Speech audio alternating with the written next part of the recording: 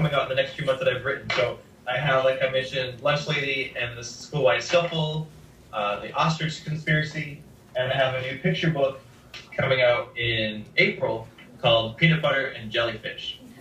And so something that when you're working with your publisher and you're talking about your next book, a big thing that you talk about is trim size. And trim size means like how big the book is.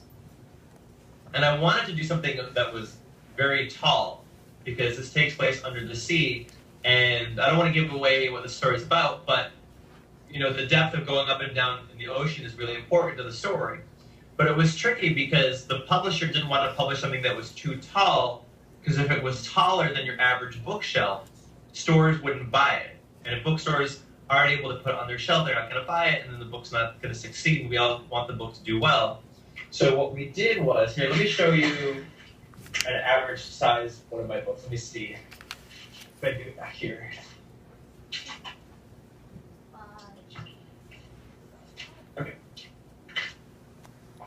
Okay, so here's Max for President, and the trim size for this is 8.5 by 11.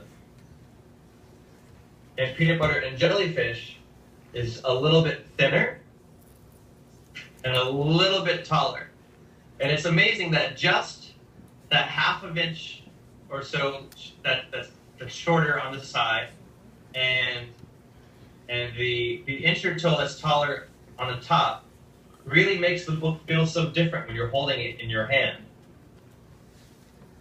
And so like that's a really important decision. And the art in this book is very different for me because I created it in a very different way. I'll show you the title page and dedication.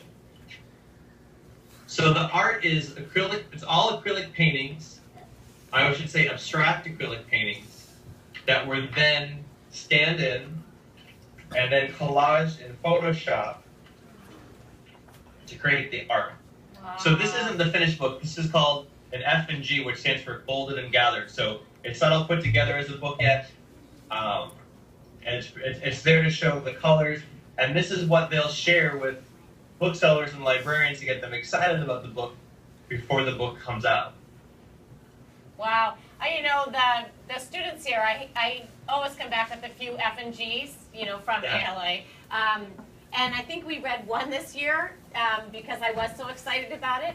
But boys and girls, it's very cool to have gotten a little sneak preview there, because when you think about it, nobody else is going to see that for quite a few months. 4 months? Is that right. April? Is that what? Yeah, April 8th, I believe. So you've seen artwork that nobody else has seen in this area. Very exciting. I'll show you here. I have a piece of artwork here from the book. So it was a series of paintings that just looked like that were then scanned in. I have another piece over here. Wow. So I have stacks of artwork that looks like this. So, actually, so I have a question. Those are huge. So you scan them in, and then, yeah. Yeah, I scanned them in. I have a big scanner right over here. I mean, it's much bigger than your average scanner. Yeah, so all of these like textures and colors were scanned into my computer and cataloged, and then photoshopped together to make that art. Wow.